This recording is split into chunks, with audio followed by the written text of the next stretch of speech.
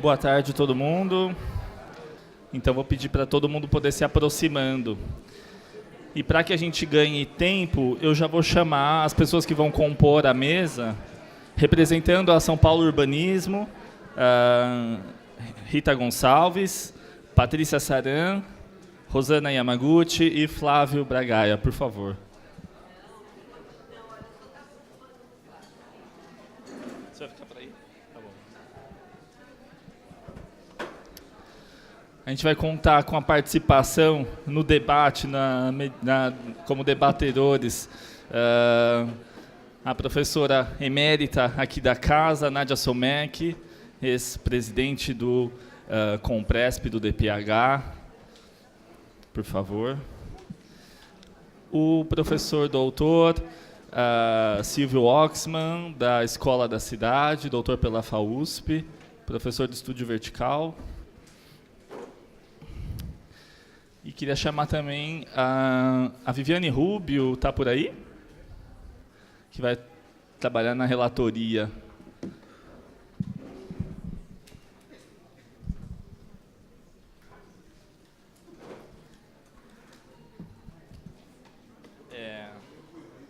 Oi? Peraí. Acho que para fazer essa transição entre as duas mesas, né, porque a cidade ela é um organismo vivo e é difícil de a gente fragmentar a discussão sobre a habitação da de patrimônio ou da de gestão democrática, eu vou recorrer um pouquinho, queria trazer aqui o Flávio Vilaça.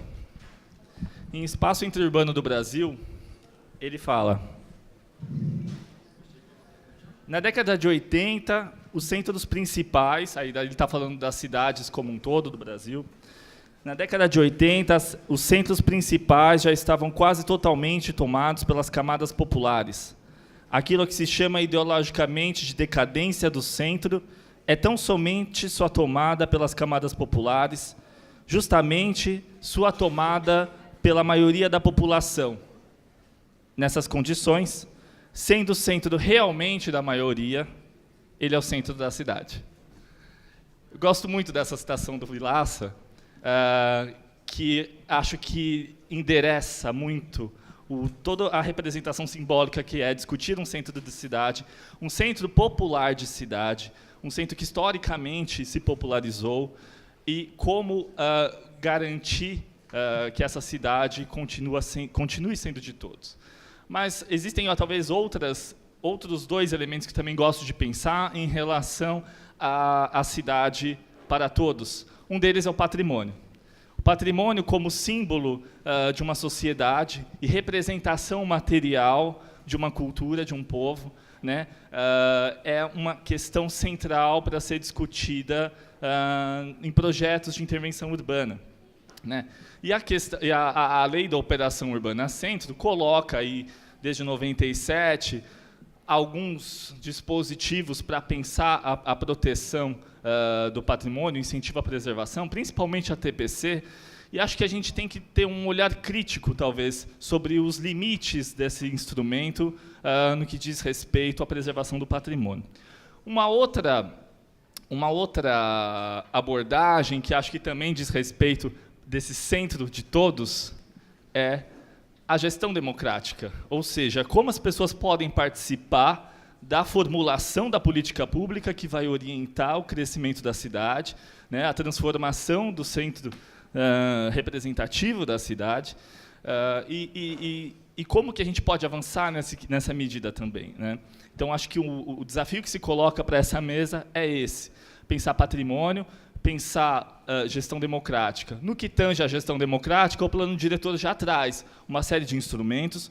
O PIO, que a gente está discutindo, tem a seu regramento específico, que também coloca alguns dispositivos que têm que ser obedecidos, um rito que tem que ser obedecido. No entanto, a conjuntura política atual nos convida, ou talvez nos impele, a pensar como avançar a partir disso. Como avançar para além do que a própria legislação já está colocando. Então, acho que é esse que o convite que eu, como mediador dessa mesa, gostaria de fazer para todos nós que estamos presentes aqui. Como avançar na gestão democrática da cidade para além do que se espera como mínimo pela legislação. né? Então, vamos contar aí com a participação de uma equipe brilhante da prefeitura e também pessoas brilhantes que passaram pela gestão pública e que discutem a cidade. E, sem mais delongas, vou passar a palavra para São Paulo Urbanismo, do Flávio. Boa tarde a todos.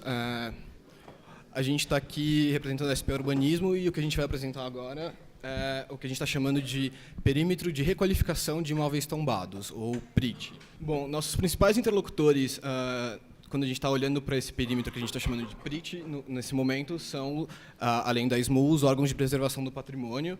E os nossos objetivos com essa conversa são definir um parâmetro, definir um perímetro, a partir do qual, dentro do qual a gente precisa pensar na questão do patrimônio e na questão da transformação de uma maneira diferenciada, e aí adequar com isso os procedimentos da TDC, que, como já foi colocado aqui, tem questões, especialmente no que diz respeito à Operação Urbana Centro. Esse perímetro que a gente identificou e que a gente vai mostrar logo mais, a gente identifica ele como um perímetro que merece uma atenção específica, uma atenção especial no que diz respeito à questão do patrimônio, porque é um perímetro com uma alta concentração de bens tombados. A gente tem três grandes resoluções de tombamento, duas, na verdade, e um processo que incidem sobre esse perímetro. A gente tem um relativamente baixo adensamento construtivo e populacional, então a gente tem uma capacidade de transformação que é considerável. E a gente tem uma atividade comercial consolidada de proporções metropolitanas, como já foi colocado por outras falas aqui. E a gente precisa articular essas coisas num desenho de paisagem que tem como princípio norteador a ampliação da oferta de moradia e a qualificação das atividades existentes. Ou seja, a gente não quer expulsar aquela atividade comercial que está lá consolidada e que tem uma importância metropolitana, mas, muito pelo contrário, a gente quer qualificar essa atividade comercial e articular isso com a ampliação da oferta de moradia. O perímetro, grosso modo, é esse que está em vermelho. O perímetro maior é o perímetro do Pio Setor Central, e o plano diretor ele já define o perímetro de interesse cultural da Paulista Luz, e a gente está trabalhando nesse âmbito também. O que a gente está chamando de PRIT ele pega um pouco mais, a gente vai ver o porquê daqui a pouco, mas ele, grosso modo, pega a 25 de março, um pedaço da Florencio de Abreu, sobe pela linha do trem, desce a Guaianazes, a São João e cruza o Anhangabaú. Por que esse perímetro ele recebeu essa atenção? Porque, como a gente pode ver, ele tem, além dessas resoluções desse processo de tombamento, uma quantidade muito grande de imóveis que estão demarcados como ZPEC-BIR, não só porque eles estão listados pelas resoluções de tombamento como imóveis de interesse, mas também porque muitos deles têm suas próprias resoluções de tombamento. O de cima é o perímetro do Campos Elíseos, em azul, e em rosa é o do Anhangabaú, e no meio dos dois tem o perímetro da Santa Ifigênia. O processo de tombamento da Santa Ifigênia está correndo desde 86, e ao longo desses mais de 30 anos ele passou por diversos estudos. No estudo mais recente do qual a gente tem conhecimento, o CONDEFAT define esse perímetro e, em amarelo, estão uma série de imóveis que o CONDEFAT elege como imóveis de interesse que devem ser preservados. E, como a gente pode perceber, esse perímetro não é um perímetro que incide ZPEC-BIR como os outros perímetros. Aí a gente partiu para um diagnóstico do território. Essas são as ZEIs que incidem sobre o território, então a gente pode perceber que existe uma quantidade significativa de ZEIs demarcadas. Também existe uma quantidade significativa de cortiços, que a gente pode observar, e também a favela do Moinho, que são os assentamentos subnormais, e em vermelho, nesses pontinhos vermelhos, são os imóveis notificados com PEUC. Quando a gente olha para as ZEIs, para os perímetros de ZEIs, a gente precisa pensar em quais desses perímetros eles conseguem receber empreendimentos de habitação social sem promover grandes deslocamentos, grandes remoções. Ou seja, quais são os imóveis que, de fato, estão subutilizados ou desocupados e que, num primeiro momento, conseguiriam receber esses empreendimentos para que a população atendida por esses empreendimentos não fosse removida e sim deslocada, não para uma situação temporária, mas para uma solução definitiva para a questão deles. E os imóveis que a gente identificou como potenciais elegíveis para receber esses empreendimentos são esses que estão pintados em amarelinho. E o que está entracejado são as duas AEL que existem dentro do PRIT, e aí, quando a gente coloca esse perímetro com esses imóveis que podem receber esses empreendimentos no primeiro momento, a gente consegue perceber que a AEL ela também cumpre esse papel de costurar esses imóveis, já que o território de ZEIS, que de fato consegue receber esses empreendimentos no primeiro momento, ele é muito menor do que a demarcação das ZEIS propriamente dita. Aí a gente consegue comparar os imóveis que estão demarcados como ZPEC-BIR e os imóveis que estão notificados com PEUC. Há alguma coincidência, mas não necessariamente eles não coincidem. E, a partir disso, a gente está conversando com os órgãos de preservação do patrimônio para chegar num regramento específico para essa região. No último estudo que a gente teve notícia do Condefat, eles propõem, além daquele perímetro e além daquela lista de imóveis tombados, eles propõem alguns regramentos para algumas faces de quadra, levando em consideração o que o território historicamente, o que é construído historicamente no território e qual é a ambiência que eles estão tentando preservar. E o que a gente fez foi um esforço de receber essa proposta do Condefat e espraiar pelo território. Então, a gente tem basicamente 3 grandes regramentos e algumas exceções. A gente tem, no Campos Elíseos, um regramento que ele é muito semelhante a ZEM. Na região da Santa Ifigênia, um outro regramento que é muito semelhante ao que o Condefat propõe. A gente vai ver logo mais com um pouco mais de detalhe. E nos principais eixos a gente tem um regramento diferente cuja intenção é justamente conformar esses eixos, ajudar a consolidar esses eixos que estão historicamente consolidados já.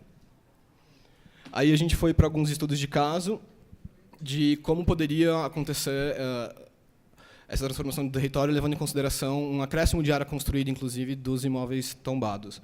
Esse é um no Reino Unido. Acho que a gente vai passar um pouco rápido por questão de tempo. Acho que pode ir passando, né? Um no Reino Unido.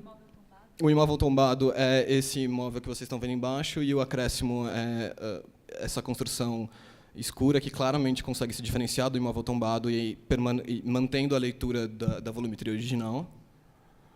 Mais uma vez.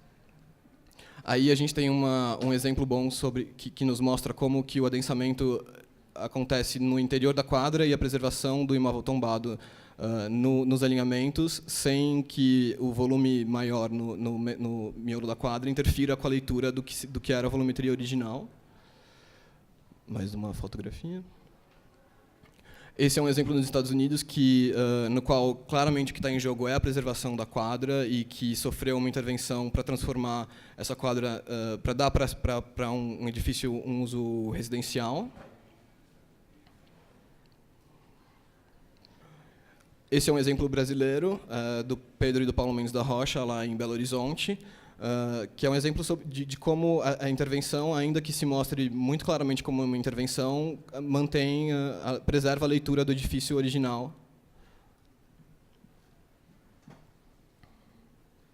Um exemplo em Barcelona, onde claramente a volumetria da quadra está em jogo, e, nesse caso, o acréscimo de área construída ele é interessante, inclusive, porque ele ajuda a colaborar, a conformar essa volumetria.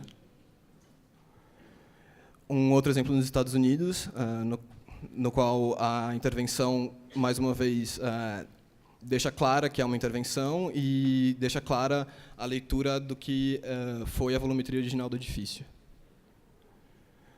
Um exemplo no qual o edifício em questão ele não é necessariamente um edifício tombado, mas ele preserva a ambiência da quadra, até pela escolha de materiais, e ele consegue um gabarito que é maior do que o gabarito da quadra, sem interferir na leitura geral do gabarito. E um último exemplo de um edifício que está numa implantação um tanto quanto infeliz, mas que consegue um acréscimo de área construída para unidades habitacionais, deixando muito claro o que é a intervenção e o que é o edifício original.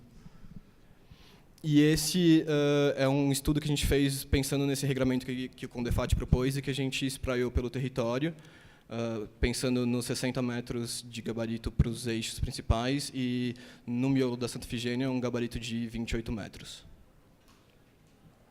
Aí um outro ponto de vista.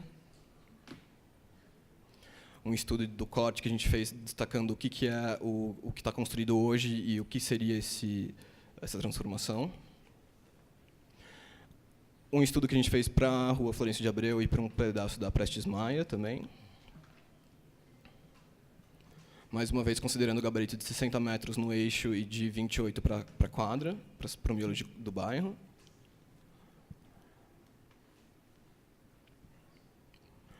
Esse é um trecho da região da Santa Efigênia. A gente consegue ver a Rio Branco e a Ipiranga ali embaixo. Mais um estudo do corte da Rua dos Andradas e da Rua Santa Efigênia. Uma situação muito semelhante, né, também do miolo de quadra, do miolo do bairro da Santa Efigênia. Em vermelho são os imóveis tombados, caso... E aqui, entrando já no Campos Elíseos,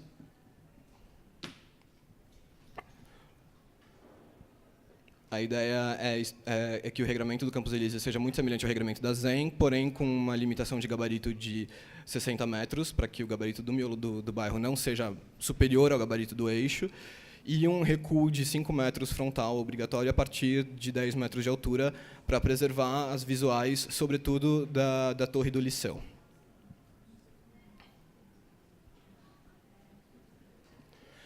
E qual que é uma estratégia que a gente está pensando para esse território, mas para espraiar pelo território do Pio Central como um todo, levando em consideração a revisão da Operação Urbana Centro, levando em consideração que a gente pode pensar em fatores de incentivo diferenciados de acordo com o grau de tombamento do imóvel, de acordo com o estado de preservação e com a área do imóvel, e levando em consideração que imóveis de pequeno porte têm dificuldade de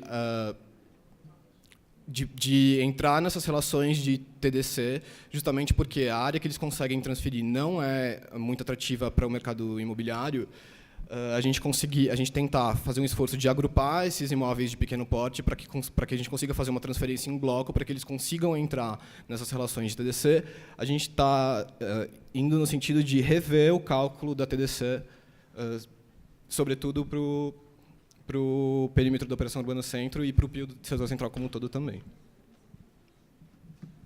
E isso tudo articulado com um projeto urbanístico que já foi apresentado anteriormente, que leva em consideração eixos de qualificação e de costura das EIs, das AEL e do comércio, das regiões de comércio que estão ali consolidadas, eixos de qualificação do espaço público, algumas pequenas intervenções nos espaços públicos também, um mapa síntese desse território. Eu vou passar a palavra à Patrícia. Eu gostaria muito de agradecer a presença de todos, a participação e a permanência de todos vocês durante esse dia inteiro aí de debate, de conversa, de tratativas, que isso faz parte desse item, né, dessa questão da gestão democrática. Em especial, agradeço ao Celso Sampaio, né, que teve uma interlocução forte com a gente, teve um esforço hercúleo aí em articular com as 3 universidades, nessa mobilização, nessa organização. E, justamente, isso que é parte do processo de gestão democrática. Dentro do Pio, né, passa para o próximo. Isso. Logo no começo, a Rita e o Leonardo colocaram... Tá aqui. Falaram do processo, do rito do Pio, que vem instituído em decreto, né? Citam também o Plano Diretor Estratégico, que rege a participação pública de uma forma mais desenvolvida do que a gente conhecia anteriormente. A gente vem também de outros marcos regulatórios, como o Plano Diretor anterior, o próprio Estatuto da Cidade, que já sinalizavam para a necessidade da revisão da Operação Urbana Centro, somando-se a necessidade da construção do planejamento da macroárea de estruturação metropolitana, onde se insere o setor central da cidade e onde está lá a Operação Urbana Centro. Então, a gente começa a pensar nessa revisão, nesse processo de revisão, começa a discussão pública, a participação social, no âmbito da Comissão Executiva da Operação Urbana Centro, e o governo começa a desenvolver o diagnóstico, essa leitura, né, e essa propositura de diretrizes para a elaboração do projeto, que é o que a gente apresentou na consulta pública no site e o que a gente dialogou durante bastante tempo dentro da comissão executiva. Depois a gente parte para um momento de diálogo já do projeto de intervenção urbana maior, né, que é onde nós estamos aqui. E como fazer isso, como ajustar, como pactuar um processo participativo, uma gestão democrática na elaboração de um projeto, que a gente vê que está amadurecendo há pouco tempo. A gente tem ele melhor regulado agora no Plano Diretor de 2014, onde inseriu, além das audiências públicas, a consulta pública pela internet, diálogo com os conselhos participativos, com o Conselho de Política Urbana, com a Comissão de Técnica de Legislação Urbanística. Só que hoje, pouco tempo depois desse exercício, a gente já identifica que é pouco, que isso não dá conta, que não dá para a gente fazer uma consulta pública apenas pela internet, não apenas em algumas reuniões com conselhos ou com audiências públicas a gente vai alcançar esse resultado. Ao mesmo tempo que a gente começa a analisar como esse processo se dá, porque a gente chegava na audiência pública e a gente tinha uma pequena discussão de conteúdo e um grande questionamento da forma conduzida.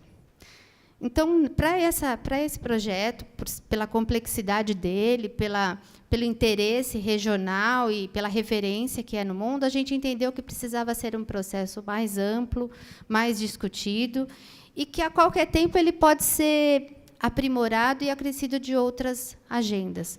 Então, a gente começa no âmbito da Operação Urbana Centro, com a comissão executiva. Depois, a gente parte para os colegiados já instituídos, num momento não ainda de apresentar uma proposta, né? O que vocês ainda pedem ainda está por vir, mas de apresentar, olha, a prefeitura já estuda o território e é importante que vocês participem, se envolvam também nesse projeto, nessa proposta, para dar tempo de desenvolver contribuições. Porque, quando você mobiliza a sociedade mais da metade para frente do projeto, muitas vezes não dá tempo de se apropriar de um nível de informação e de questões complexas da área central que existe. Então, a gente desenvolve essa participação, essa gestão democrática, ainda enquanto participação pública da elaboração do projeto, numa fase de mobilização e de informação do que está se tratando. E aí a gente abre as portas, fala, avaliem, analisam e tragam propostas, onde a prefeitura recebe e vai, num segundo momento, que a gente já está chegando perto desse segundo momento, de apresentar essa consolidação dessas propostas para uma nova avaliação da sociedade. Só que todos vocês, como já tiveram esse primeiro momento aqui, já vai chegar nesse segundo estágio já com uma bagagem. E aí a gente acredita que a gente vai conseguir dar passos mais efetivos. E a contribuição também vai ser mais concreta, mais sólida. Então, a gente está nessa etapa aqui da discussão pública da elaboração do projeto, e a gente está seguindo paralelamente com esses desenvolvimentos, e agora, mais para o final de outubro, comecinho de dezembro, a gente retoma com uma primeira amostra da consolidação dessas várias contribuições, inclusive desse seminário, né? Aí a gente fala, e a gestão democrática do PIO? A gestão democrática do PIO. O PIO, propriamente dito, ele é o projeto. E, daqui a pouco, ele vai indicar quais são os instrumentos que serão utilizados para a implementação deles. E são esses instrumentos que terão um modelo de gestão democrática da participação. Hoje, a Operação Urbana Centro ela tem a comissão executiva, foi instituída em 97, com um modelo que não é paritário, que tem representante, inclusive, do Legislativo, do Poder Executivo, do Poder Legislativo e da sociedade civil, fixando algumas entidades e algumas instituições. Hoje, um modelo mais recente, que a gente já tem instituído, que é da própria Operação Urbana Consorciada Água Branca, ela já traz representação de segmentos instituídas por eleição. E quando a gente fala na interface, na interlocução, que apareceu muito aqui com relação aos conselhos gestores das EIs, os outros atores, com quem atua no território, como foi falado, né? Planejar a partir de quem está lá no território, a gente já entende que será importante ter, nesses novos colegiados a serem formados, representantes dos conselhos gestores das EIs, dos conselhos gestores dos conselhos participativos, que estão em cada região afetada por esses projetos, a fim de viabilizar uma interface e uma troca de informação entre eles. Porque, senão, a gente acaba tendo vários conselhos estanques que têm dificuldade de se comunicar. Então, acho que o mais importante é essa interface entre as diversas governanças que existe no mesmo território, sem ter um conflito de atribuições. Isso é importante também. E isso a gente vai começar a desenhar a partir do momento que a gente tiver um modelo do instrumento definido. É importante a gente já identificar qual é o formato, qual é essa interface desejada, para, na hora que a gente tiver o instrumento, ou os instrumentos, dependendo do projeto, a gente começar a desenhar o perfil desses conselhos, né? Hoje em dia, os conselhos eles trabalham com representantes das secretarias municipais ou outros órgãos municipais, comunidade acadêmica, muitas vezes tem representantes de movimento de moradia. Do Conselho Municipal de Habitação, a gente não tem nenhum instituído, mas são os segmentos, né, de movimento de moradia, de representantes de organizações não governamentais, do setor empresarial, do próprio setor acadêmico. E a importância aqui, a gente já vê uma interface, mesmo aqui, com os conselhos já instituídos. Para o processo de participação da elaboração desse projeto, a gente vem nessa lógica e vai desde os conselhos já instituídos, e a gente está numa fase que a gente está mobilizando os segmentos, está iniciando a discussão com os segmentos. Segmento acadêmico, hoje, aqui, com esse seminário, nós já conversamos com os segmentos de moradores de situação de rua, LGBT, imigrantes, numa reunião onde a gente reuniu os conselhos também, fizemos uma primeira proposta, e há uma outra proposta de uma oficina, de um encontro.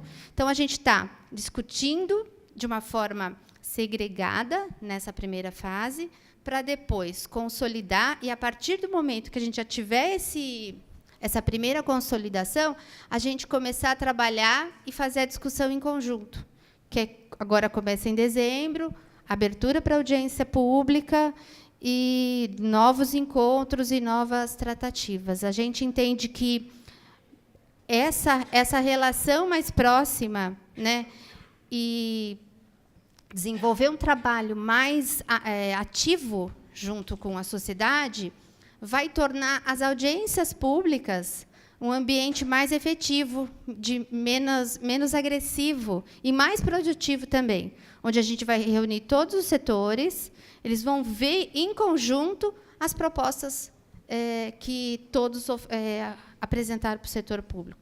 Essa é uma estratégia que a gente adotou, né? E a gente está, junto com a comissão executiva e junto com todos os segmentos que a gente está conversando, recolhendo também informações. Eu acho que é importante deixar claro que a consulta pública encerrou, a gente não abriu as audiências, mas em breve elas começam, mas é importante os segmentos já se organizarem e a concretizar, a documentar uma proposta para o poder público. Assim como o poder público começa a aprender a lidar com uma forma mais efetiva na participação pública, a gente entende que a sociedade também ela começa a aprender a se mobilizar, a contribuir de uma forma mais efetiva.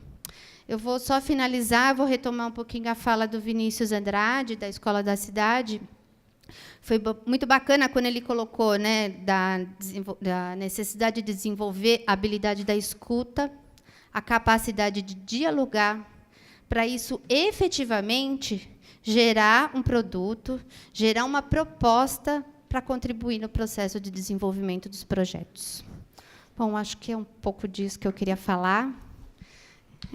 Obrigada. Agradecer a equipe da SP Urbanismo.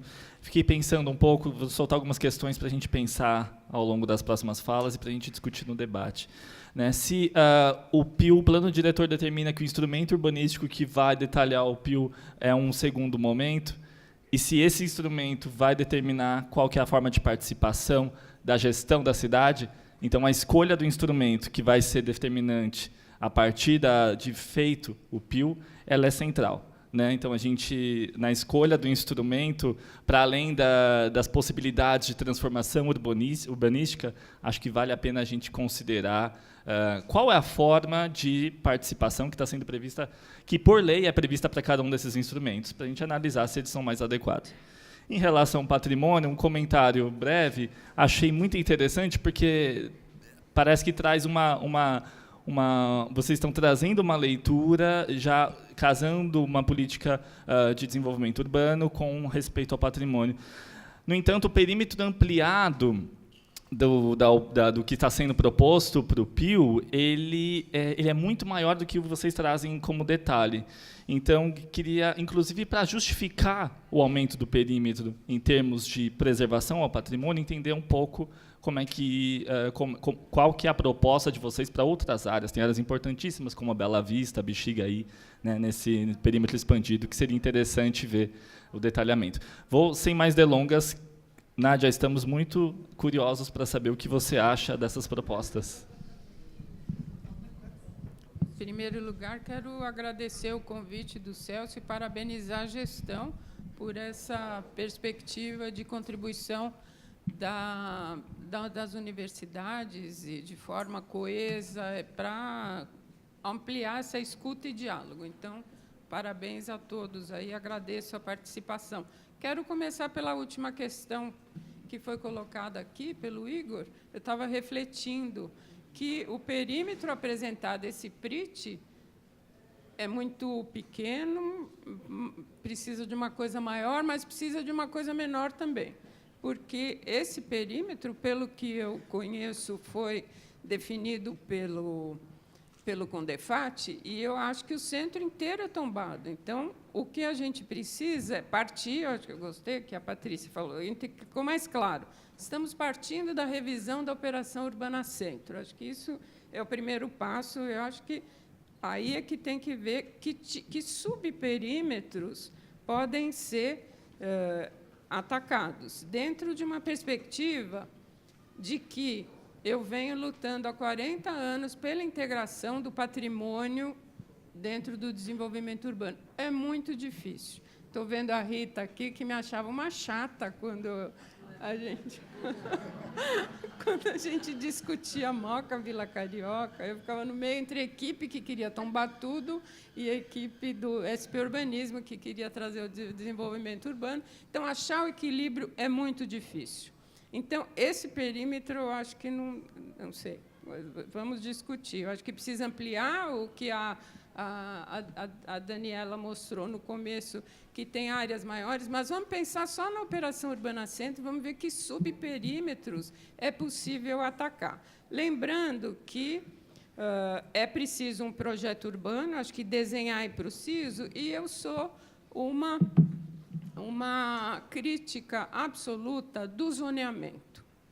Nós estamos na cidade contemporânea. O zoneamento surgiu em 1875, na Alemanha frankfurtiana e bismarckiana, em Frankfurt, na Alemanha bismarckiana, para separar usos. Hoje, nós não podemos separar usos. Então, o zoneamento, que é a panaceia até hoje, que fica a revisão do zoneamento, o zoneamento não é panaceia. Embora muitos não concordem comigo, o zoneamento não serve mais para a cidade contemporânea. Estamos numa transição. Que instrumentos podem ser utilizados a partir do zoneamento, porque não dá para liberar tudo, apesar de eu achar, e sou conselheira do CAL, representando os arquitetos no Conselho Federal, que eu acho que tem que responsabilizar mais o bom projeto, os arquitetos, E o zoneamento, às vezes, restringe. E o que ele faz? Ele restringe tanto que promove irregularidade. Então, nós temos um zoneamento que promove irregularidade. Ele não é equitativo, ele não ataca as áreas públicas. E aí eu faço uma pergunta para a turma. Cadê... Você falou que Santa Efigênia, desde 86, eu estava na Sempla, quando começaram os trabalhos de Santa Efigênia. Eu preciso ser tombada aqui, porque... Cadê a Nova Luz? Cadê o que a Nova Luz definiu? Cadê o plano regional do centro? A gente estava na mesa anterior falando de continuidade. Tem uma série de coisas. O IFAM não está na perspectiva de vocês, porque esse PRIT aí foi o Condefat que um pouco desenhou. Me falem se eu posso estar enganado, mas eu vi no IAB que o Condefat é que desenhou. Então, nós temos um escritório técnico de gestão compartilhada que foi implementado, que pode ajudar. Mas quero dizer que eu parabenizo vocês, porque eu sei o quanto é difícil fazer essa integração. Eu acho que estamos começando. Então, isso é um passo importante. Mas tem um escritório técnico que articula as três, então ele pode ser também inventado. TDC coletiva, maravilha, porque a aplicação, e as meninas aqui de SMU mostram como a aplicação da TPC, que virou TDC, foi elitista. São só os grandes proprietários que transferem o direito. Então, a gente vem também defendendo essa questão na fábrica de restauro, que a gente vem continuando. A fábrica de restauro é uma mobilização, não é nada. Ela começou no DPH, foi para o IAB, foi para o Mackenzie, está agora no Museu do Bexiga. É algo que pensa um projeto urbano que possa ser efetivamente participativo. E aí a gente está pensando, eu não estou vendo o Carlos Leite aqui, mas o Carlos Leite está pensando num livro, Urbanismo Social. Quando ele me convidou para escrever, eu falei, mas urbanismo é social. E aí, se a gente entende o que está acontecendo na cidade contemporânea, a gente vê que o neoliberalismo está imperando e que o urbanismo tem sido um urbanismo empresarial, urbanismo de mercado, e esse plano diretor ele traz uma diferenciação que puxa para essa questão da vulnerabilidade, para a redistribuição, porque nós estamos numa cidade capitalista e gentrificar é inexorável. Eu vou participar de um seminário dia 11 de dezembro, já estou contando para vocês que eu vou começar minha fala assim. Gentrificação é inexorável. Como fazer para diminuir a gentrificação? É isso que a gente pode pensar dentro de uma perspectiva. E aí a questão da TDC coletiva é importante, porque ela pode ajudar proprietários. E os cortiços? Como é que fica? Eu estou pensando no Bexiga, estou pensando na definição, na questão que foi colocada, qual projeto que a gente quer, qual centro que a gente quer, mesmo partindo da operação Urbana Centro, o Flávio Vilaça tem um texto que fala nossas verdadeiras áreas periféricas, que estão na área central. Então, nós temos periferia no centro, como é que a gente junta patrimônio? E aí eu quero colocar, para finalizar minha fala, questões essenciais. Então, além da questão do patrimônio ser uma questão urbana, a questão da complementação do zoneamento num projeto urbano, na perspectiva de bons projetos serem incorporados, uma flexibilização que eu não sei como, que possa ser redistributiva, e pensar em escala de subperímetros, não necessariamente voltados para gabarito.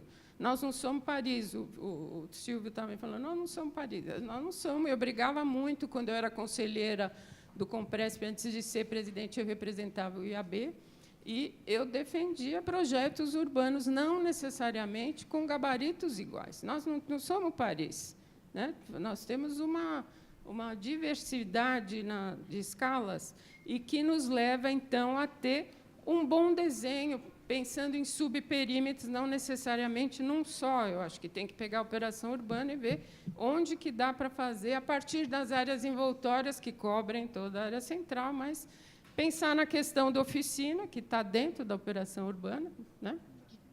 Tá? Pensar na questão da oficina, lembrando que as sociedades mais avançadas são doadoras.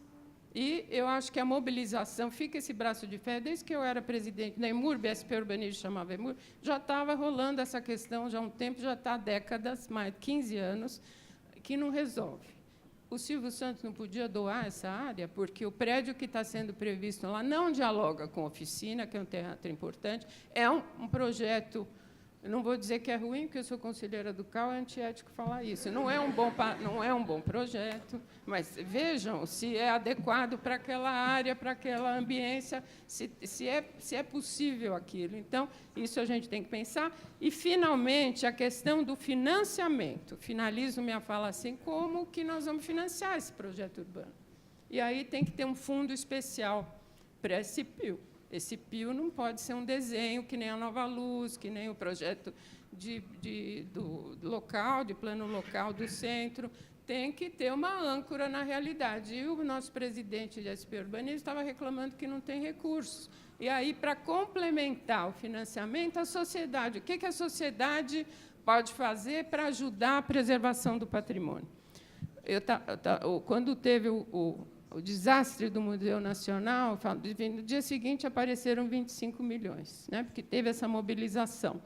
Ou seja, se a sociedade não se mobiliza, nenhum governo vai preservar o patrimônio. É a sociedade que tem que se mobilizar mais, e no centro é um tecido social super importante que vai ser, espero, agregado a esse projeto. Muito obrigada. Obrigado, Nádia. Você comentou-se que nós não somos Paris, né? Lembrei até da sua própria tese de doutorado, né? Que você já está fazendo essa contribuição para a gente desde o doutorado, trazendo sobre a questão da verticalização de São Paulo. Um aspecto do patrimônio que é importante da gente discutir, né, Silvio, é a questão da TPC, da TDC e dos efeitos que isso gera no tecido urbano, né? Que vem gerando e como a gente pode aprimorar a aplicação do instrumento. O que você tem para dizer para a gente sobre isso? Posso falar umas coisas antes? Por favor. Bom, primeiro, agradecer e cumprimentar a organização, todo mundo, em nome do Celso. Acho importante essa conversa de dia todo aqui e acho que ela tem que se repetir, né? Já que as faculdades se reuniram com a prefeitura, acho que é importante que se repita esse tipo de oportunidade. Bom, eu vou começar por uma questão que, para mim, completamente concordando com a Nádia, que é a dificuldade de tratar com a questão de tombamento e de patrimônio, né? Então, qualquer lugar que você fala patrimônio, as pessoas saem correndo, fogem, porque patrimônio é um monstro. E aí, eu vou começar com uma dica. O monstro é enorme, porque ele é muito mais poderoso do que qualquer outra lei da cidade de São Paulo. E me chama muita atenção não ter ninguém do DPH aqui hoje debatendo. A Raquel não está debatendo, ela está sentadinha ali, né? Não tem uma articulação feita efetivamente, e não com o diretor da área técnica ou com o presidente do conselho, com os técnicos que há 30 anos estudam essa cidade, que conhecem esse território como poucas pessoas conhecem. Onde estão essas pessoas para poder fazer esse diálogo? Isso é a primeira coisa que eu tenho que chamar a atenção, porque quando vocês fazem isso, vocês alimentam um monstro. Vocês alimentam um monstro que fala, não, e aí acabou. Né? Conversei com o Gustavo Partesani na gestão passada, mostrando para ele que a Operação Bairros Tamanduateí não respeitava os gabaritos estabelecidos pelo Compresp e que ele perdia 1,2 bilhões de reais, porque ele colocava gabaritos onde o Compresp não permitia que fosse construído. Então, assim, essa articulação é fundamental para continuar essa conversa na área central, que é carregada de bens tombados. Se não fizer isso, não dá certo. Posso garantir para vocês. É certeza absoluta. Então, assim, chamem ontem os técnicos do DPH, e a Raquel, que já foi citada, está aqui, tem um estudo incrível que ela está fazendo há alguns anos sobre a liberdade, começa no IGPAC, não sei quando, quer dizer, super criterioso, que vocês tinham que trazer para dentro. Né, já foi tombado, né? Então, eu acho que assim, isso é a primeira coisa que eu diria para vocês, para dar certo, assim, se vocês ainda não sabem qual é o instrumento, eu diria o seguinte, chamem e sentem para conversar, senão não anda. Essa é a primeira coisa, né? A segunda coisa é entender, a Rita hoje começou a apresentação mostrando um decreto do Covas que falava sobre a ocupação dos bens tombados, uma lei, né? E é muito curioso olhar que ali só tem monumentos, né? E eu acho que já deu para a gente perceber, passados 20 anos dessa política de ocupar os monumentos, que deu errado, né? Porque os monumentos da Luz estão ocupados e a cidade está o que está. Então, a gente tem que começar a entender que o patrimônio foge dessa coisa monumental e entra na vida cotidiana, entra no conjunto de casinhas, entra numa questão que já não é mais a qualidade arquitetônica, mas é a vida social, a relação entre as pessoas, que estabelece a memória. O patrimônio hoje está cada vez mais carregado com a questão da memória. É muito mais complexo e posso dizer aqui, na Faculdade de Arquitetura, nós, arquitetos, não damos conta dessa questão. A gente tem que chamar os historiadores, a gente tem que chamar os antropólogos, são eles que estão na vanguarda dessa leitura. A gente perdeu o trem, assim, não tenho a menor dúvida. Vi isso no Condefat, sinto a ausência disso no Compresp, né? Mas, assim, se a gente for olhar o que vem acontecendo em relação ao patrimônio no mundo inteiro, não é a arquitetura que está carregando essa conversa. Então, acho que tem que ampliar, entender quais são as demandas dos movimentos sociais, as memórias colocadas, para entender que não é só o monumental, não é só o que a gente acha que pode ou não ser boa arquitetura, que é absolutamente relativo. Então, tomar cuidado com essas coisas. E, nesse sentido, ainda, eu sei que já foi questionado algumas vezes aqui o perímetro, né? E eu sugeriria para vocês que esse fosse um perímetro para começar a pensar. Porque, surpreendentemente, o perímetro corta no meio as áreas que o próprio DPH estabeleceu como territórios consolidados. A Liberdade está cortada no meio, a Bela Vista está cortada no meio pelo território. Quer dizer, aí, isso, sabe aquela coisa? Eu falo aos meus alunos, olha, quando você desenha uma linha, você está fazendo um discurso, né? Esse discurso que corta no meio os bairros, ele está mostrando que o diálogo com o patrimônio não está feito.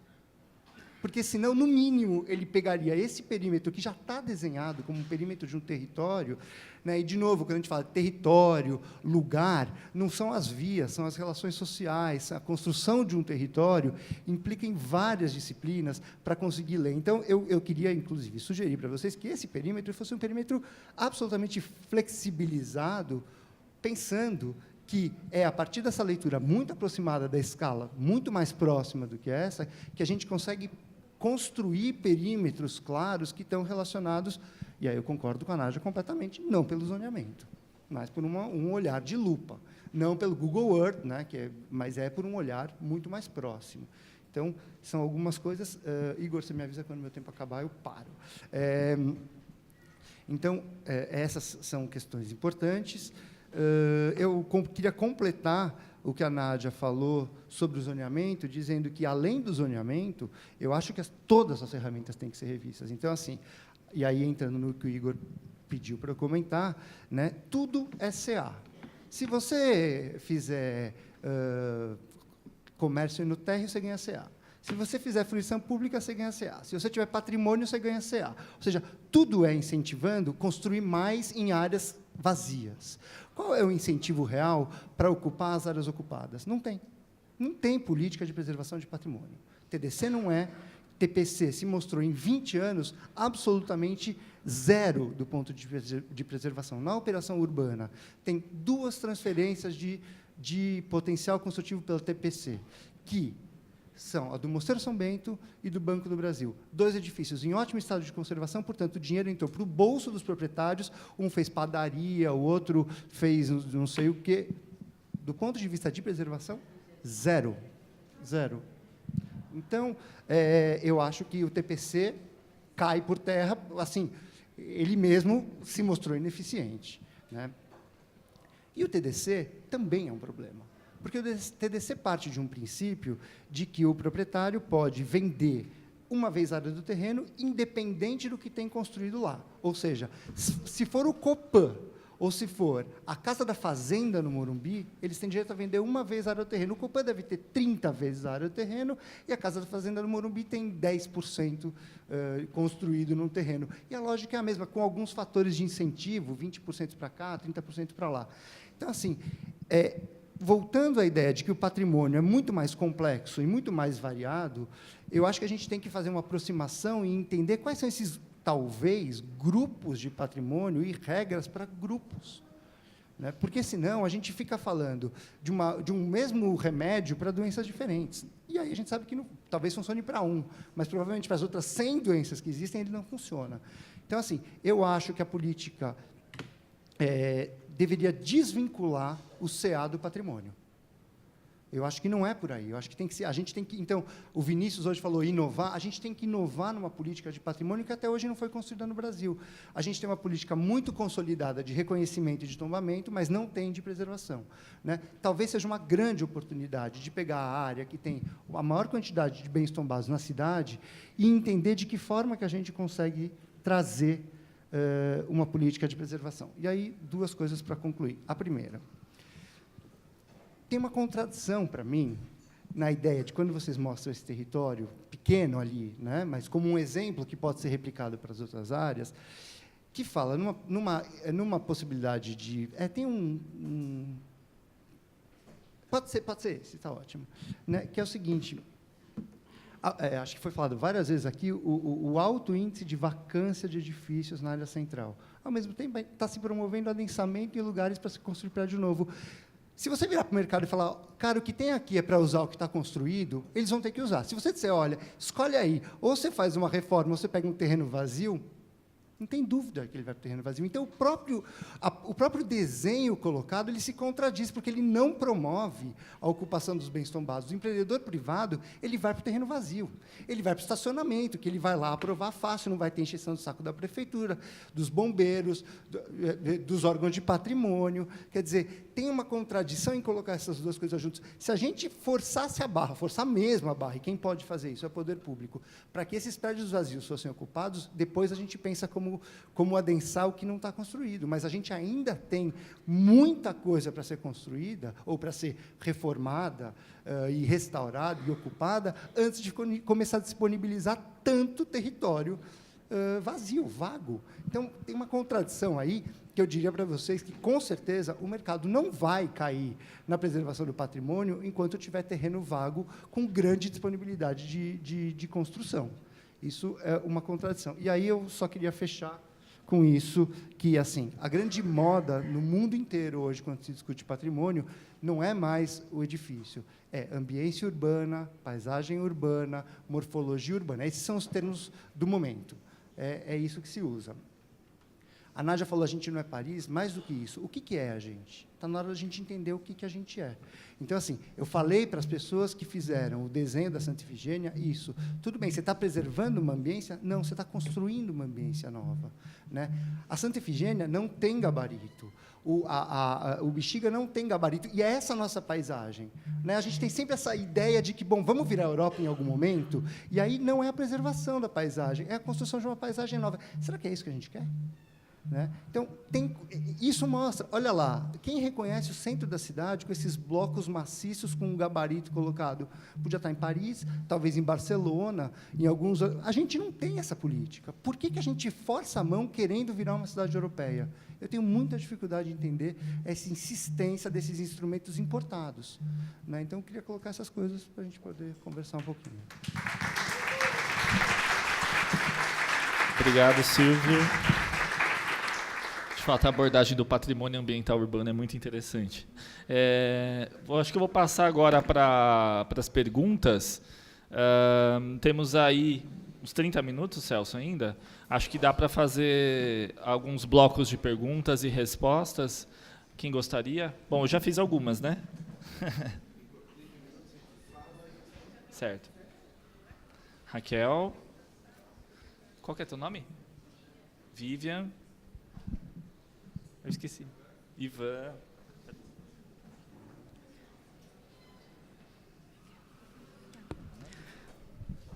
Bom, pode começar. Boa tarde. Meu nome é Raquel, sou arquiteta, trabalho no DPH. Estou aqui mais como curiosa do que pelo departamento. Mas dentro desse meu papel, enfim, interesse, queria saber como tem sido o diálogo com o DPH, porque isso não chegou, pelo menos a mim, e nem muito à equipe técnica. Tem os representantes na comissão da Operação Urbana Centro, que, enfim, são representantes da secretaria, não estão falando por eles. Vocês foram apresentar, eu estava numa reunião justamente do escritório técnico de gestão compartilhada entre FAM, Condefat e DPH, que eu acho que não ficou talvez muito claro qual seria o papel do escritório em dialogar, né? Ficou um pouco em aberto, não sei se isso foi retomado. E também me chamou a atenção, porque vocês estão pegando o exemplo de Santa Efigênia para desenvolver. talvez por conta do grupo que saiu da audiência pública de Santa Efigênia, mas, de fato, lá no DPH, a gente terminou agora tombamentos em março de 2018, né, da região da Liberdade, Cambuci, que são áreas que eu acho que vale a pena, a gente tem os mapas, enfim, passar e tentar alinhar essas questões com São Paulo Urbanismo, não sei em que medida. Um pouco isso. Enfim, como tem sido esse diálogo com o DPH. Porque também é o mesmo incômodo, enfim, eu acho que o Silvio e a Nádia representaram bem o que eu pensava em falar, que era essa questão do perímetro, né, que corta os bairros tombados no meio, e o próprio entendimento de centro histórico, que a Paula Santoro falou hoje de manhã, né, o centro tem uma certa unidade de vida, enfim, que me parece que está sendo... não tem uma leitura do território central, de fato, da cidade, do ponto de vista histórico e características urbanas, enfim. Legal. Vivian?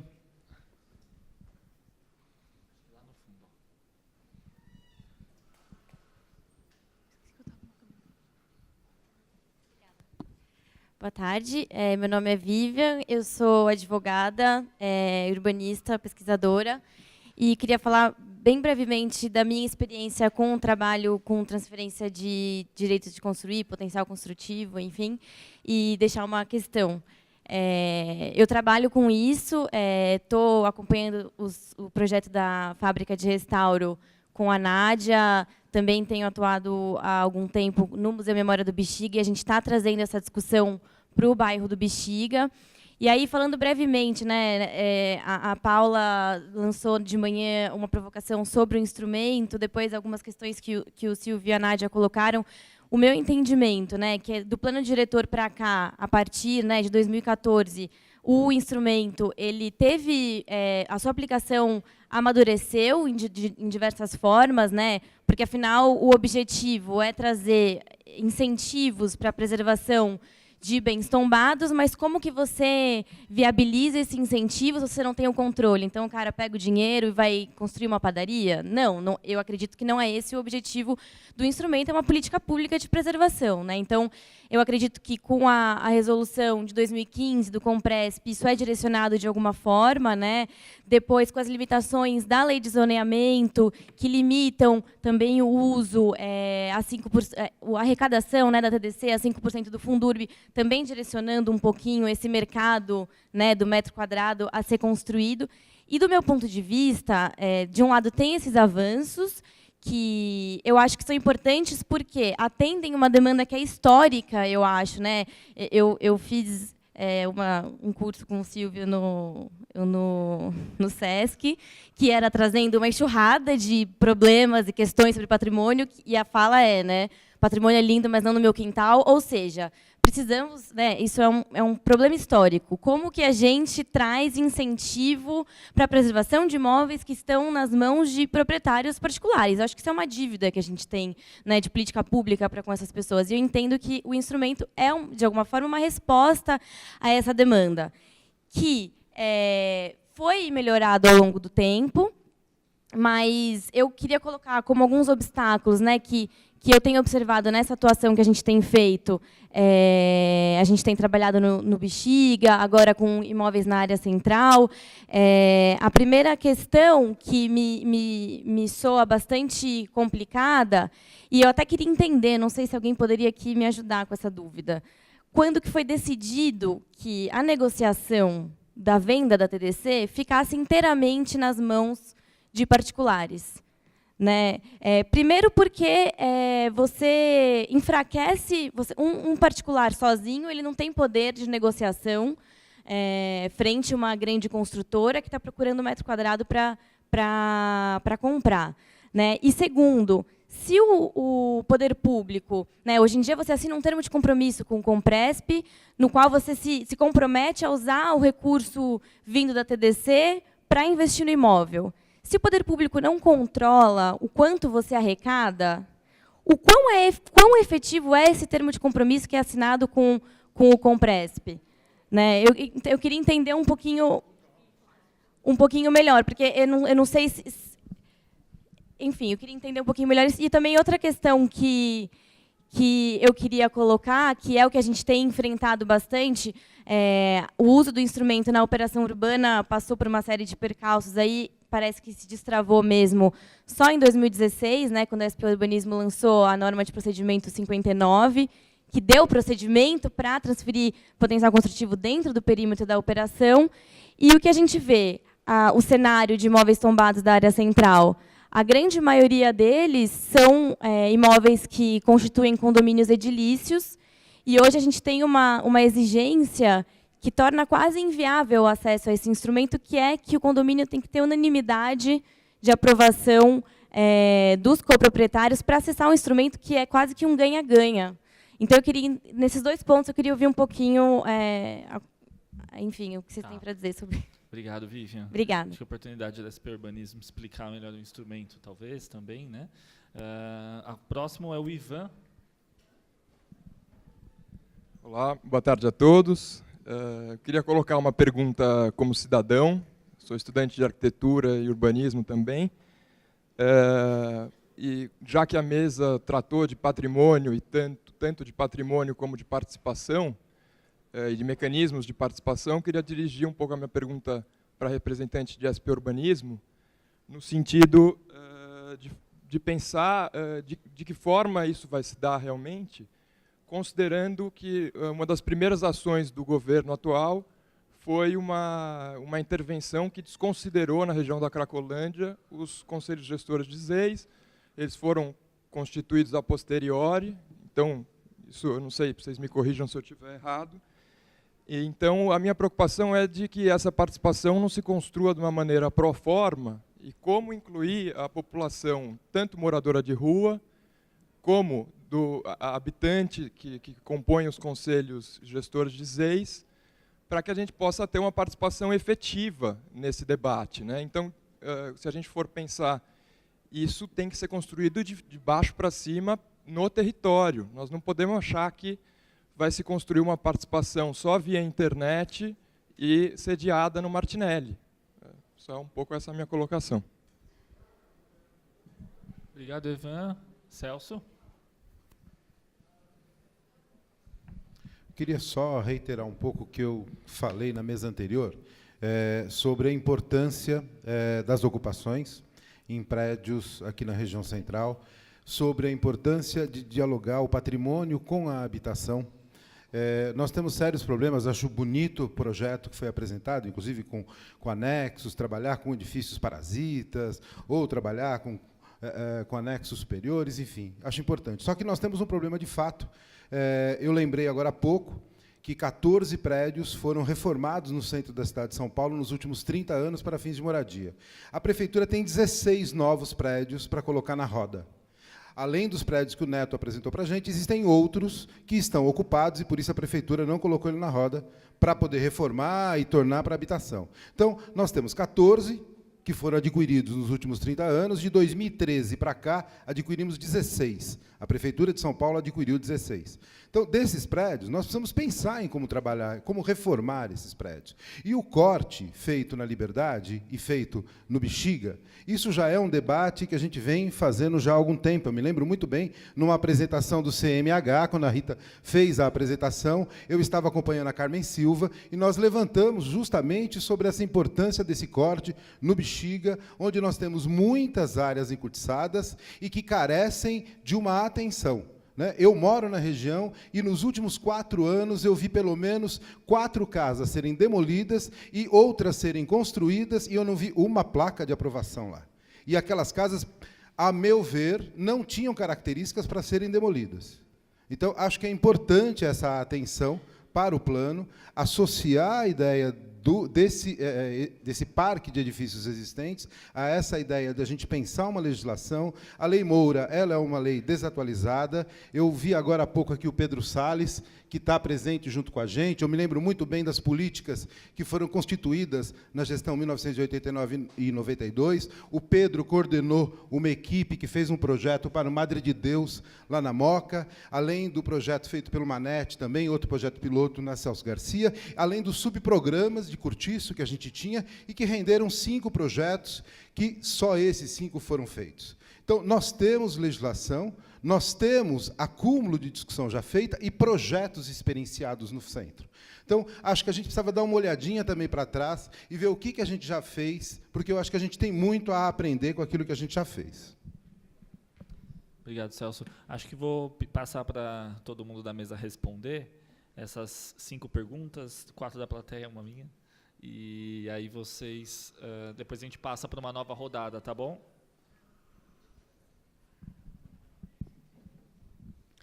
Eu vou começar falando um pouquinho com o Ivan, que questionou um pouco a questão da mobilização, da participação, né, de como envolver os diversos segmentos nas diversas etapas, tanto da elaboração do projeto, quanto na sua governança, na sua implementação, né.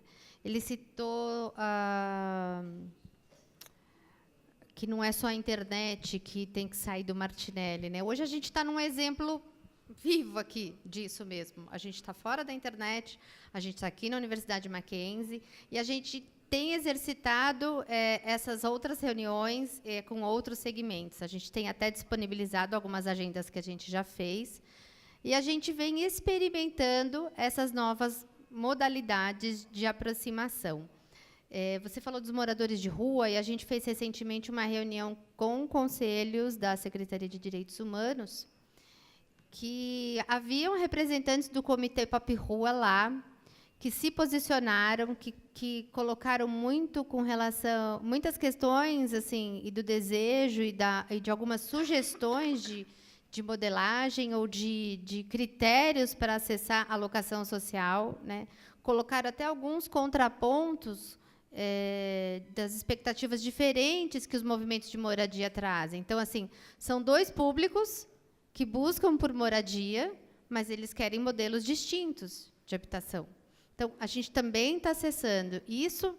Aquele encontro rendeu mais 2 agendas com representantes de morador, e a gente está em busca de realizar uma oficina, resgatando um pouco do que foi falado aqui no início, daquele seminário, daquelas oficinas que foram feitas em conjunto com a Secretaria de Habitação, com a Secretaria de Direitos Humanos e também com a SMADES, né? Então, há essa mobilização. Hoje, a gente aqui não enxerga, porque hoje a gente está falando com o setor acadêmico, né? Desculpa. Os representantes de população em situação de rua, de imigrantes, que também têm uma situação vulnerável específica, também não enxergam o nosso diálogo com a academia, porque a gente está fazendo hoje aqui, e não era no mesmo momento, no mesmo local e no mesmo formato. Porque, para segmentos diferentes, a gente também tem que ter uma abordagem diferente para a gente conseguir comunicar.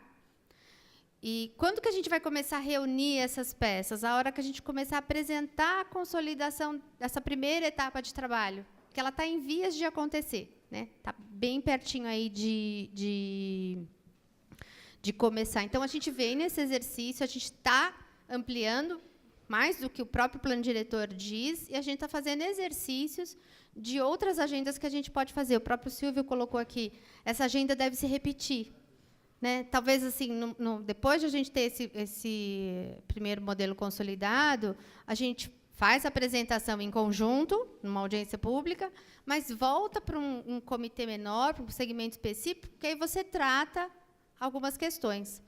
Ele colocou também da importância da presença do DPH aqui, né?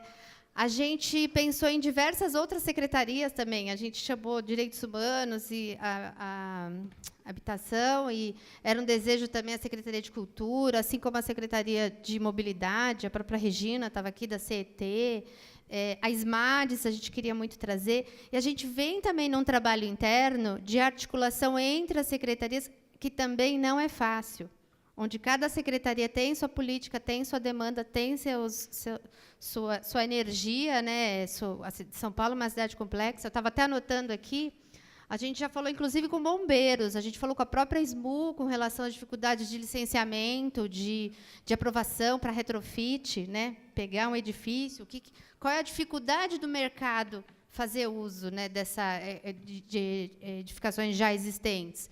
Nós conversamos com a Secretaria de Saúde, que também tem uma interface com o SMADES, que tem uma interface com a Secretaria de Direitos Humanos, nessa política complexa da situação de vulnerabilidade da área central. E aí a gente vai descobrindo uma infinidade de serviços e equipamentos que as secretarias já têm, o que funciona, o que não funciona bem, o que pode ser ampliado, o que não pode.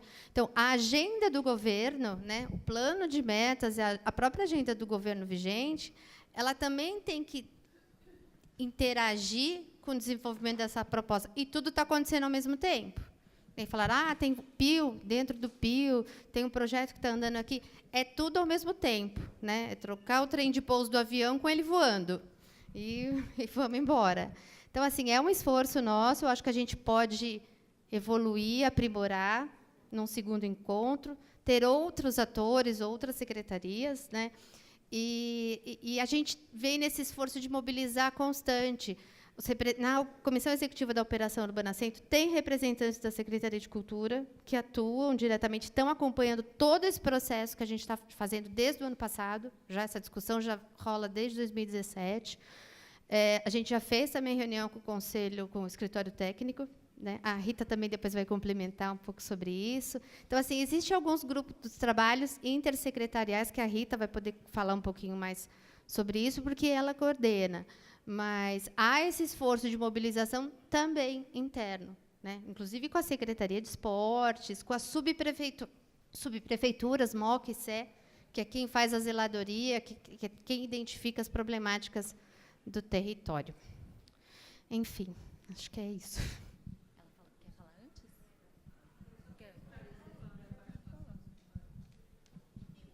Todo mundo atrás do microfone.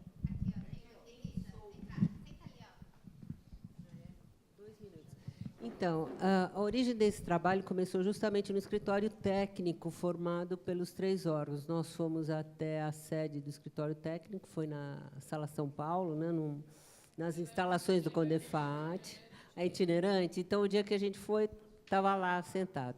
E nós fizemos uma apresentação do PIO do Setor Central e nos comprometemos, a partir das diretrizes que estavam sendo discutidas para a Santa Ifigênia, elaborar uma proposta de como a gente traria esse regramento para o projeto. Quer dizer, de alguma forma, acabar com essa história de você ter uma disciplina, né, estabelecida pelos órgãos de preservação, que é ficticiamente subvertida num projeto urbanístico. Quer dizer, o projeto urbanístico não pode realizar aquilo que ele carrega e tampouco realiza um incentivo. Enfim, é um trabalho que a gente fechou e que deve ser remetido ao escritório técnico para uma apreciação. E tem uma coisa que a gente acredita, que lá na São Paulo do Urbanismo, que, em geral, os órgãos de preservação odeiam, mas que a gente acha que a possibilidade, que a transformação é uma condição de preservação. Quer dizer, o território que não se transforma, que ele está alijado da possibilidade de se renovar, ele é um território que condena não só os imóveis não significativos, mas os significativos também. Então, a gente acredita que a ativação do mercado imobiliário, porque, diferentemente, talvez, da maioria dos presentes, a gente não acha que ele seja a besta fera que é. E, se é porque faltam regramentos do poder público para dominar esse bicho feroz. Então, a gente acredita fortemente que a transformação é um instrumento de preservação. E eu acho que a Nádia, se lembrar de palavras que a gente trocou no passado, talvez tenha sido a pessoa que nos inoculou essa ideia, não é? Então, quer dizer, quando você olha esse mapa com esses volumes, isso daí deve ser entendido como volumes envoltórios, quer dizer, é a disciplina que o Condefat propõe, ela não está consagrada em resolução, ela vai ser objeto.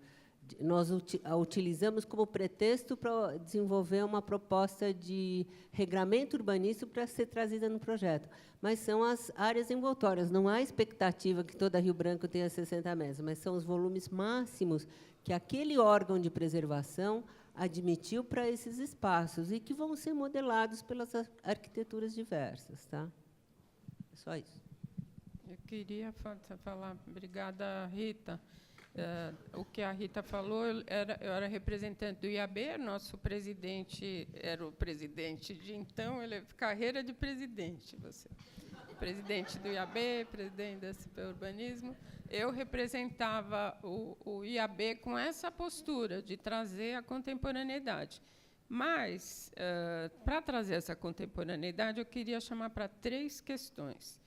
A gestão fragmentada, ela precisa mudar. A gente tem que trabalhar de algum jeito com trabalhos matriciais. Eu acho que isso é muito difícil, porque a estrutura da gestão da prefeitura é fragmentada. Então, tem que trabalhar, não sei, inventar alguma coisa. Eu acho que eu queria que constasse isso no relatório. A segunda questão é fazer um chamamento dos interessados para ver que tipo de intervenção eles querem fazer. Em vez da gente definir um projeto urbano de cima para baixo, quais são as necessidades dos proprietários? Aí, pensando nos proprietários, o que eles precisam? Eles querem fazer uma intervenção no imóvel tombado? Eles querem transferir? Eu acho que tinha que pensar uma outra forma da TDC, de uma forma mais flexível. E a terceira questão que eu queria que constasse também no relatório é que a gente nós temos que trabalhar com a população e com a sociedade. A gente idealiza a participação. Cuidado com esse idealismo. Vocês leram hoje no jornal? A população da Casa Paulista, em frente à Sala São Paulo, quer fechar. Tudo que o projeto abre, deixa a transparência, a organicidade, a população está com medo da Cracolândia, que eu não acho que seja um problema local, é um problema global de crime organizado, que tem uma manifestação espacial na cidade contemporânea. Então, a prefeitura não consegue resolver, uma coisa muito complexa. E que participação? A participação da população com medo? Nós temos que trabalhar junto com a população e construir um projeto de forma orgânica.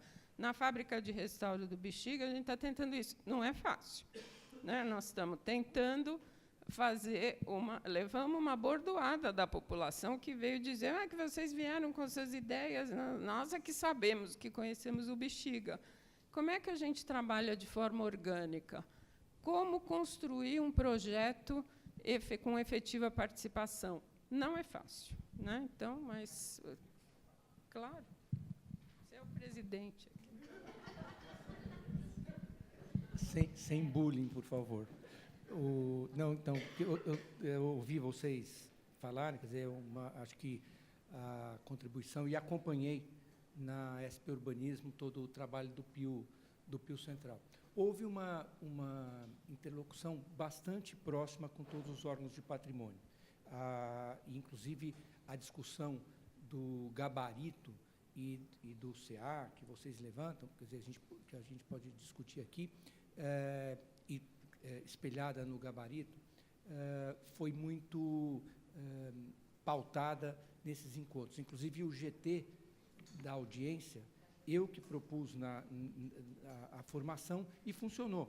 Eles vieram, nós fomos, teve uma troca. E esses desenhos que vocês viram aí foram perímetros que o pessoal da SP Urbanismo desenvolveu a partir da aproximação com o Presp e com o Condefat. O IFAM, coitado, estava bastante debilitado no processo e não pôde participar tanto quanto a gente gostaria que participasse. Eu falei até com a Maria Cristina, ela está precisando de ajuda lá, inclusive. Bom, o que eu acho que foi colocado, e a visão que a Nádia e o Silvio colocaram, eu concordo, e é um pouco que o projeto, de uma maneira, espelha, mas a observação que o Silvio fez, parece que o Silvio não percebeu isso, que é o seguinte: quando eu era representante dos arquitetos na CNIC, na Comissão Nacional de Incentivo Cultural do Ministério da Cultura, eu coloquei a questão da arquitetura enquanto cultura. E, pasmem, a arquitetura foi reconhecida como cultura no Brasil em 2010. Em 2010, a arquitetura virou cultura oficialmente. Isso é ridículo. É uma coisa que um país como o Brasil reconhecer a arquitetura como cultura em 2010 é uma piada. Então, a arquitetura era considerada só... Eu era bancada de patrimônio. E a discussão que eu levantei lá, e vai na linha do que vocês falaram, e a minha preocupação, é menos com o patrimônio passado, também com o patrimônio passado, mas com o patrimônio futuro. Essa é a minha preocupação. Quer dizer, o que nós estamos fazendo? A gente parou de gerar patrimônio? Quer dizer, os nossos bisnetos, tataranetos, não vão ver nada que a gente fez como um patrimônio para preservar? Então, essa preocupação coloca em pauta o projeto. Então, tem nos desenhos que vocês viram, por exemplo, a discussão, não acho que patrimônio seja gabarito, de maneira nenhuma, e não acho que defesa do patrimônio seja gabarito. Mas gabarito é um projeto. Tem um desenho que eles mostraram, onde aparece a Rio Branco e a Santa Efigênia, e aparece um pedaço da Casper Libero também. Se puder voltar, depois vocês veem. Ali está espelhado um projeto. Ali tem um projeto. Tem um projeto de avenida, tem um projeto de um outro eixo, tem um projeto de um bairro, que pode não acontecer tudo ali, nos 28, ou tudo, mas, quer dizer, existe uma perspectiva de projeto para ser colocado. E aí eu termino com uma preocupação que, não só agora, dentro da administração pública, mas quando eu estava fora também, trabalhando com projetos urbanos, é a questão do financiamento desses projetos. Quem paga a conta? Quem paga o restauro? Quem paga a habitação que a gente precisa fazer? Quem paga a qualificação do espaço público? Porque alguém vai ter que pagar a conta. E o Estado brasileiro não tem dinheiro para pagar a conta. Eu digo, quando eu falo Estado, eu falo federação, Estado e municipalidade.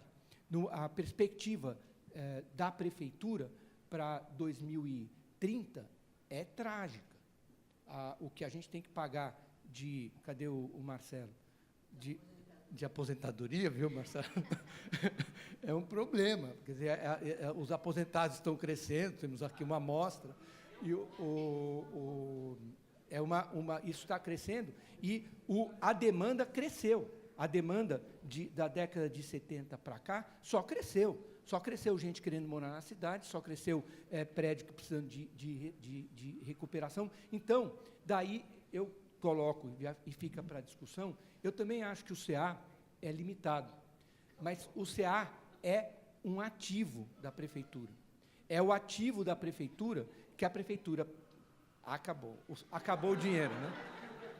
O CA é o ativo da prefeitura para levantar recursos.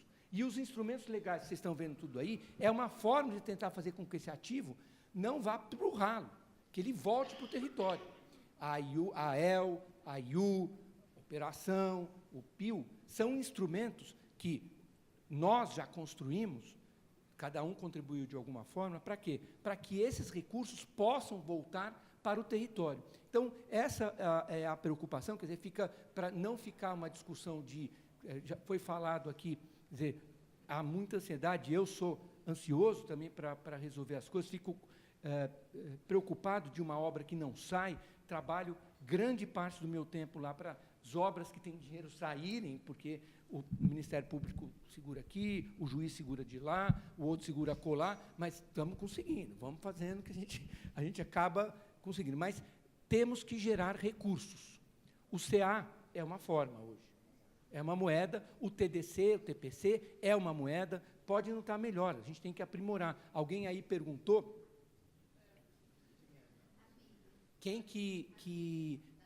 por que a negociação está... Porque a maneira como estava o TDC antes, ninguém comprava. E ninguém controlava. Agora, o jeito que está o TPC, alguém compra, porque tem uma negociação que baixa com relação à outorga, porque ele competia com a outorga e a outorga. Então, quer dizer, as coisas vão se aprimorando. Para quê? Para trazer recursos, para fazer habitação social, porque, senão, não faz habitação social. Quer dizer, se você for pegar as gestões, elas esbarram no limite do recurso. Estava o coitado do Neto aqui falando. Quer dizer,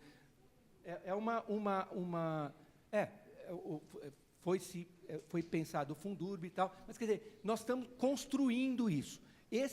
O Pio Central, quer dizer, eu chamo, e eu não tive oportunidade de falar de manhã, não porque não me deram, mas porque eu não falei, o Pio é uma ferramenta para isso, para a gente conseguir recursos para melhorar e transformar o território. Obrigado, Zé Hermínio.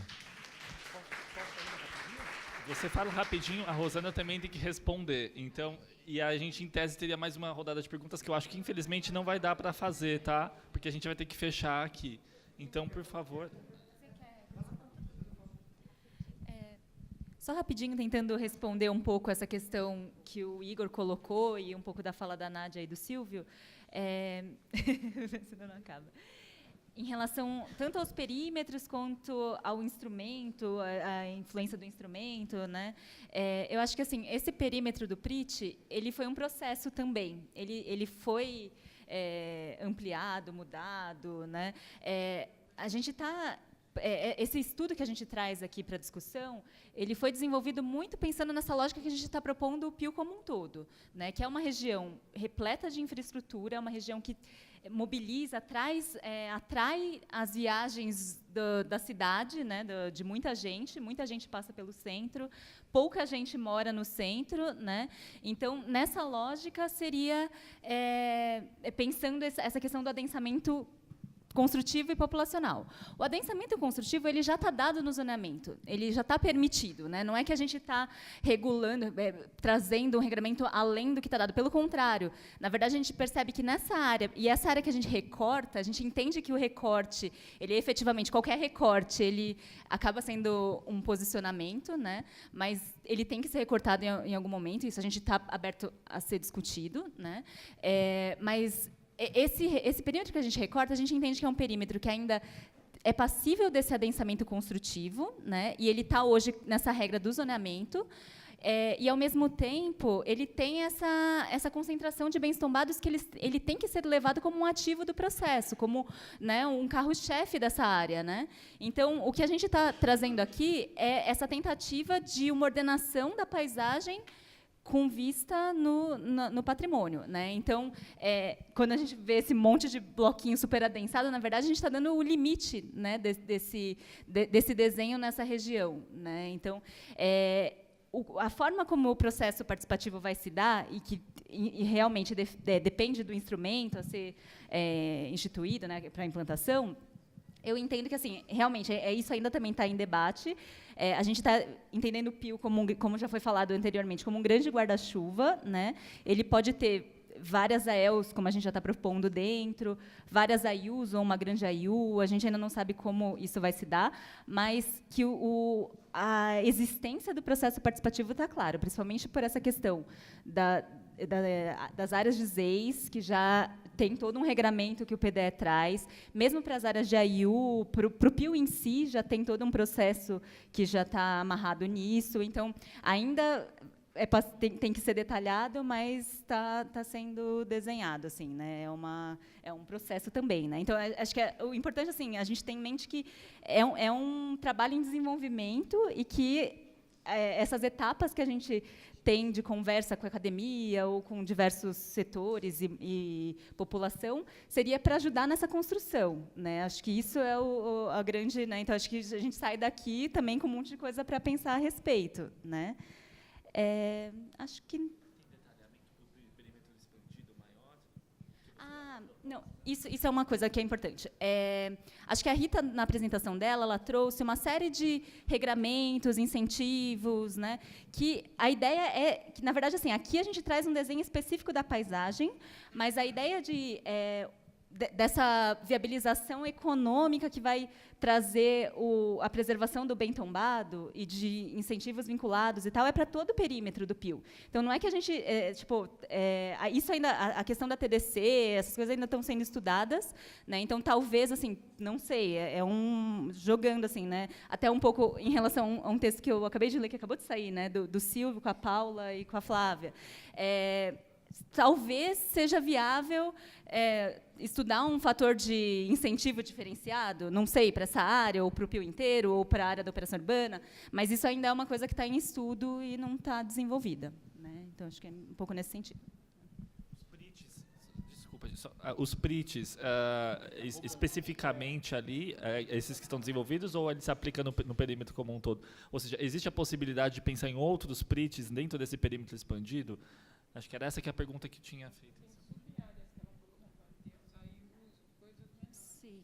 Essa área a gente trouxe um estudo específico, primeiro porque acho que veio um pouco dessa estudo que já tinha sido feito pelo Compress, pelo escritório técnico, mas que ele era muito focado em algumas quadras da Santa Efigênia.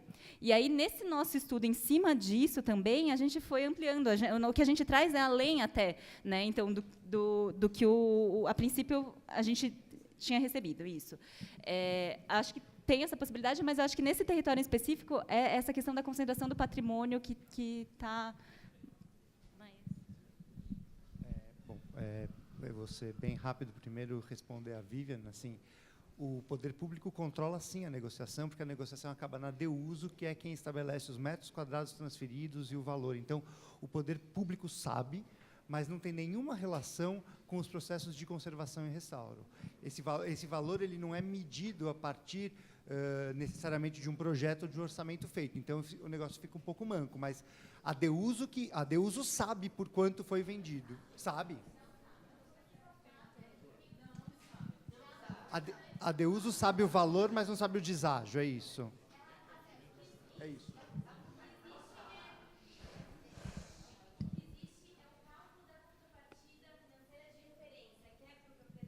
Mas o deságio não. Olha, você está vendendo, sei lá, casa a preço de coxinha. Não, ó, sua casa vale tanto, tenha consciência disso quando você for negociar. Mas, assim, o quanto que ele vende de fato, quanto que entra no bolso proprietário, ninguém da prefeitura, até onde eu pude levantar, tem esse controle. Pelo menos no DEUSO isso não chega. Mas eu concordo com você uma outra coisa, que é o seguinte: se isso é uma política pública, ela não pode estar só entre privados e considerando indivíduos. Ela tinha que pensar numa questão coletiva. Eu até ia fazer uma provocação, que inclusive vai de encontro à minha própria atuação. Eu trabalho com instrumento, mas por que a TDC não é feita de ofício pela prefeitura? Assim como a outorga onerosa, né? Enfim, uma ideia que eu lanço para ser discutida, que eu acho que faria jus ao uso do instrumento. Muito rápida. Eu participei da elaboração da lei da Operação Urbana Centro e dos primeiros momentos de transferência de potencial construtivo, onde a então Imurb entrava como interveniente. O dinheiro captado, quer dizer, não havia naquele momento outras formas de se majorar o potencial construtivo máximo que não fosse pela transferência de potencial construtivo de imóveis da área central. O valor captado era chancelado pela prefeitura, esse valor ia para uma conta vinculada, cuja manifestação nos cabia em função de medições de obra. Isso deu um problema assim astronômico para todos os técnicos da São Paulo Urbanismo, engenheiros de medição, fiscais de obra. Quer dizer, era assim que a gente... Inclusive, a transferência só era autorizada mediante um orçamento de obras. Era um controle estrito da transferência e uma vinculação estrita à conservação do imóvel.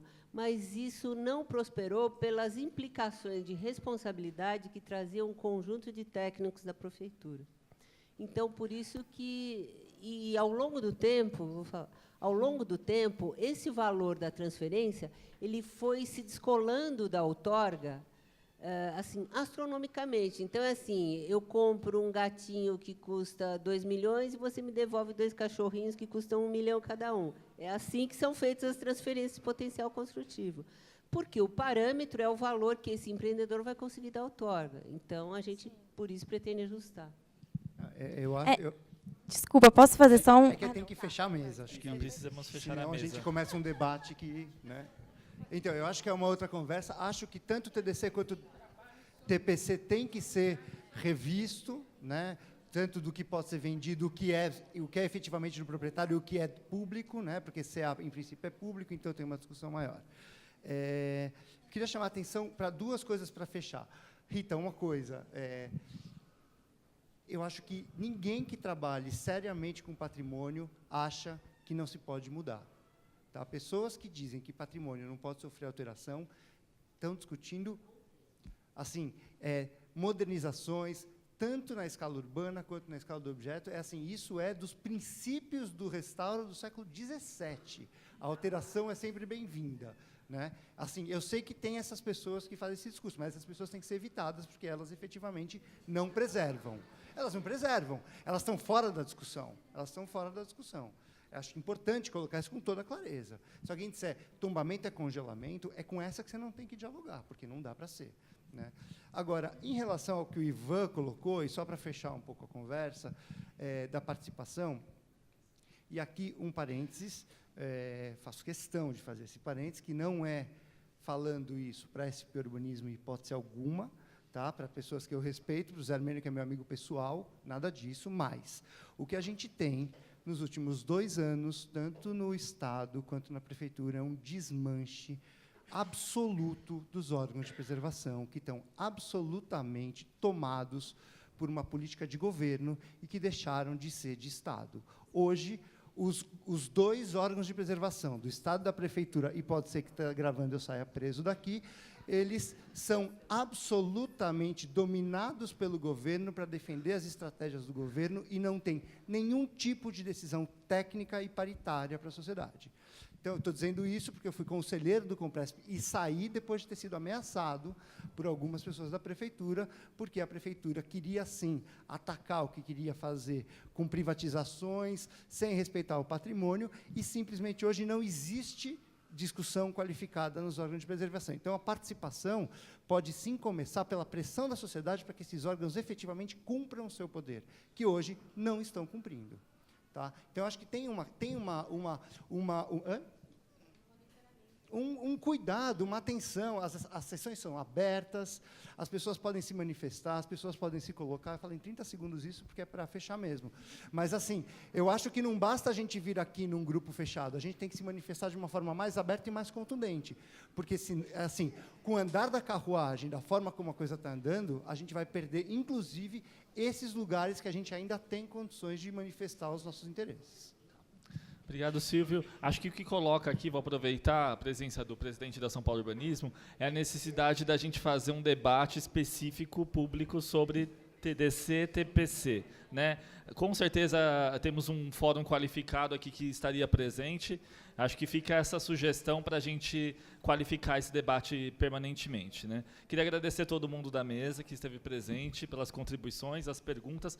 Pedir desculpa, não deu tempo de colher a sua contribuição. E, em tempo, agradecer a FAUSP, que me escolheu para representá-la nesta mesa. Então, vou passar a palavra para o Fábio, para o Celso, desculpa, Tufário. Obrigado, gente.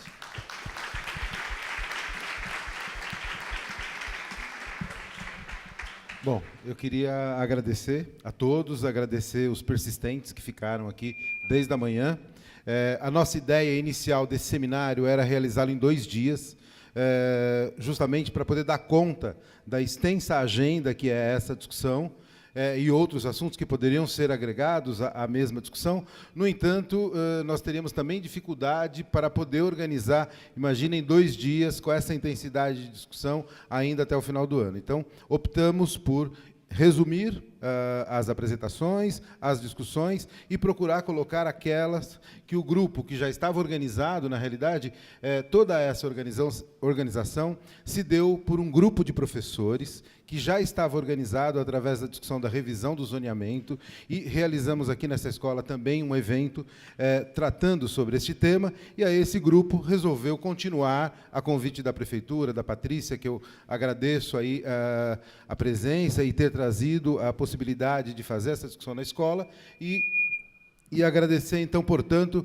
a presença de todos e dizer que nós tivemos os relatores, né? No período da manhã, o André Gonçalves fez a relatoria da mesa da manhã, a Lisete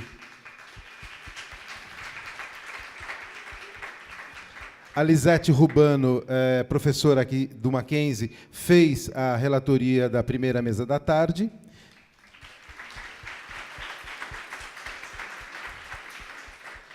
E a professora Viviane Rubio fez a relatoria, então, desta última mesa. Eu queria informar a todos que o evento, então, ele foi transmitido online, ele foi gravado. Nós vamos disponibilizar a gravação do evento todo para publicação e divulgação, e também solicitamos a todos os apresentadores que nos enviem as apresentações, e também disponibilizaremos todas as apresentações feitas nos dias e os relatos feitos pelos relatores ao longo de todo o dia. Então, obrigado e espero que a gente tenha contribuído aí com essa discussão.